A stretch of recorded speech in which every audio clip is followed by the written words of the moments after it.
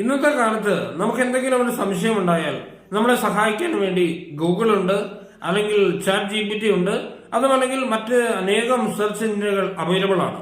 പക്ഷേ നമുക്കൊക്കെ ചിന്തിക്കുന്നതിനപ്പുറത്ത് ശക്തിയുള്ള, ഇതിനേക്കാളൊക്കെ അനേക കോടിക്കണക്കിന് മടങ്ങ് ശക്തിയുള്ള ഒരു സഹായം നമുക്കുണ്ട്. അത് പരിശുദ്ധാത്മാവാണ്.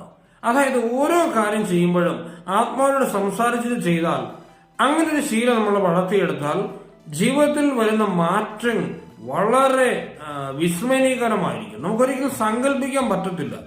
കാരണം ആരുടെയും മുമ്പിൽ ഒന്ന് കഥക് തുറക്കാൻ പോലും ധൈര്യമില്ലാതിരുന്ന പത്രോസ്ലീഹായെ അനേകായിരം ആൾക്കാർക്ക് മുമ്പിൽ ധൈര്യപൂർവ്വം നിൽക്കാൻ, ധൈര്യപൂർവ്വം സുവിശേഷത്തിന് സാക്ഷ്യം വഹിക്കാൻ, ഈശോയ്ക്ക് സാക്ഷ്യം വഹിക്കാൻ സഹായിച്ചത് പരിശുദ്ധാത്മാവാണ്. അപ്പൊ ആ ആത്മാവ് വന്നു കഴിയുമ്പോൾ നമ്മുടെ ജീവിതവും അത്ഭുതകരമായി മാറും.